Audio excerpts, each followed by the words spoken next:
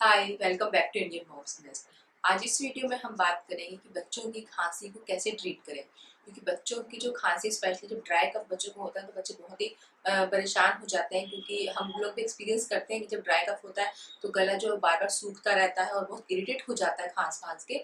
तो आज इस वीडियो में बात करेंगे कि कुछ होम रेमेडीज जिससे कि आप बच्चों की खांसी जो है वो ठीक कर सकते हो।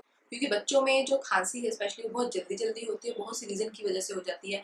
जैसे बच्चों को कोई फ्लू हो गया है या बच्चा किसी के कांटेक्ट में आया है उससे बच्चों को खांसी हो गई है, या कुछ बच्चों को थोड़ी एलर्जी होती है, बच्चों को पोल्यूशन से खांसी हो जाती है या स्मोक से खांसी हो जाती है, या अगर कहीं थोड़ी ज़्यादा डस्ट उड़ रही है बच्चे अगर वहाँ चले जाते हैं तो बच्चों को तब खांसी होने लगती है। तो इस वीडियो में हम बात करेंगे कुछ ऐसी होम रेमेडी जिससे आप बच्चों को जो खांसी है वो घर पे ही ट्रीट कर सकते हो। तो वीडियो स्टार्ट करने से पहले एक रिक्वेस्ट है कि अगर वीडियो पसंद है तो इसे लाइक और शेयर जरूर करें। सबसे पहले तो ज़रूरी है कि जब आप देख रहे हो कि बच्चों को खांसी हो रही है तो बच्चों को हाइड्रेट रखिए। बच्चा जितना ज़्यादा पानी पिएगा उतनी जल्दी जो उसके जो भी बैक्टीरिया जो भी इन्फेक्शन है वो उसकी बॉडी से बाहर निकलेगा।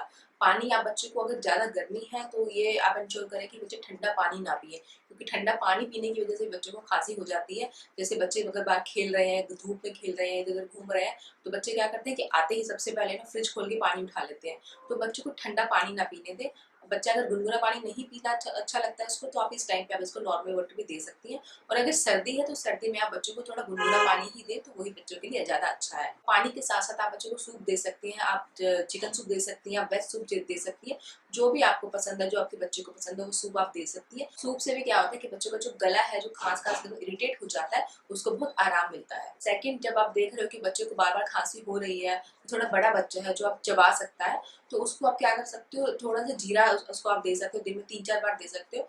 जीरे को आपको कुछ नहीं भुनना नहीं है, कुछ नहीं देना, बस कच्चा जीरा जैसे आप यूज करते हो वो आप बच्चे को दे सकते हो। उससे भी क्या होता है, अगर बच्चा चबा लेता है तो उससे भी क्या होता है कि उसकी खांसी में बहुत उसको आराम मिलता है। और थर्ड, आप बच्चों को तुलसी वाला पानी दे सकते हो उबाल के। एक बार आपने दिन में उबाल करके रख दिया, उसको ठंडा हो गया तो बच्चा दिन भर थोड़ी थोड़ी देर में वो पानी पीता रहे, तो उससे भी होता है कि जो भी इन्फेक्शन है बच्चे का वो क्लियर होता है, उसकी खांसी को उसमें आराम मिलता है। और फोर्थ, इसमें आप क्या कर सकते हो कि बच्चों को गुड़ दे सकते हो। गुड़ आप बच्चों को 8 महीने का जब से बच्चा हो जाता है उसके बाद से आप दे सकते हो। गुड़ खाने से भी क्या होता है कि उसका जो गला है जो खांस खांस के इरिटेट हो गया है उसको काफी रिलीफ मिलता है, गला है जो सूद हो जाता है तो बच्चों को बहुत आराम मिलता है। और जब बच्चों को जब स्टार्टिंग में ड्राई कफ होता है तो उसके बाद धीरे धीरे आप देखते हो कि जो गीला होने लगता है कफ, मतलब उसके कफ जमने लगता है, कंजेशन होने लगता है, तो गुड़ उसमें भी आराम देता है। गुड़ से क्या होता है, जो कफ है वो पिघलता है।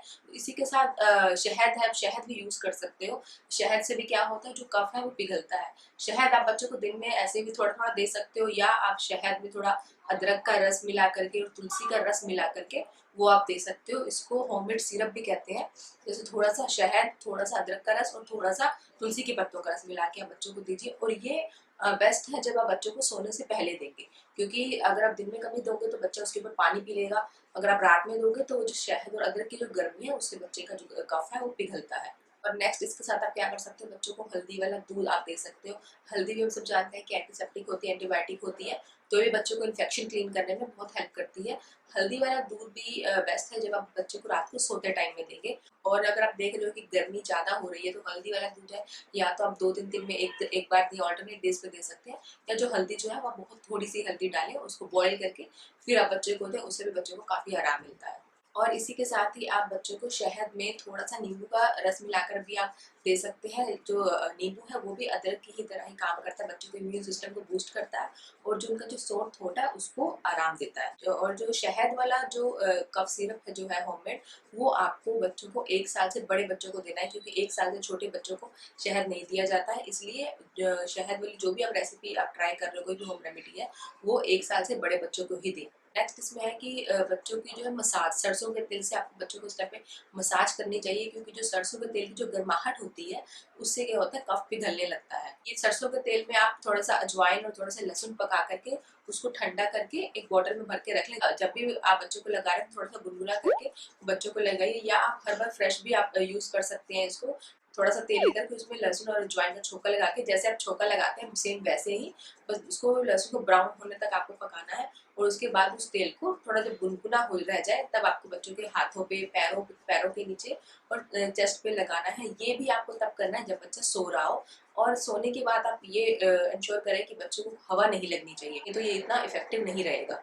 और नेक्स्ट आप बच्चों की देसी घी से गले की मसाज कर सकते हो। उससे क्या होगा, देसी घी से आप इस तरह से बच्चों की हल्की हल्की मसाज करोगे तो उनका जो ड्राई कफ स्पेशली जब होता है तो बच्चों को जब खांस खांस के जो गला एकदम दर्द होने लगता है, अंदर से एकदम सूख जाता है, तो उसमें बहुत रिलीफ मिलता है बच्चों को। देसी घी जो है वो सॉफ्ट थ्रोट में बहुत ज्यादा आराम देता है। ये आप दोपहर में कर सकते हो, रात में कर सकते हो, दिन में कभी भी कर सकते हो कि जब बच्चे की थोड़ा सा यहाँ पे आप देसी घी से मालिश कर दे। बहुत ज्यादा मालिश नहीं करनी है, बहुत ज्यादा प्रेशर आपको नहीं लगाना है, बहुत हल्के हाथों से बच्चों की बस यहाँ पे आपको मसाज करनी है। और आप बच्चे को काढ़ा बनाकर भी दे सकते हो। तुलसी, अजवाइन, गुड़ और अदरक, इनको पानी में थोड़ी देर उबाल करके ठंडा करके फिर आप बच्चों को दे सकते हो। लेकिन ये बच्चों को आप क्या है बहुत ज्यादा ना दें, दिन में 1-2 बार दे तो बहुत है। क्योंकि मैंने ये अपने बेटे के साथ चीज एक्सपीरियंस की है कि जब अगर उसको दिन में मैं 3-4 बार काढ़ा थोड़ी थोड़ा देर में पिला देती हूँ तो उसको लूज मोशन होने लगता है, क्योंकि ये बहुत गर्म होता है। तो इसलिए अगर आप छोटे बच्चे को अगर आप दे रहे हो, 1-1.5 साल के बच्चे को आप दे रहे हो, तो दिन में 1 या 2 बार से ज्यादा ना दें। और अब बात करते हैं जो 6 महीने से छोटे बच्चे हैं, जिनको आप कुछ भी ऐसा होम रेमेडी नहीं दे सकते हो, जो बस ब्रेस्ट फीड ले रहे हैं।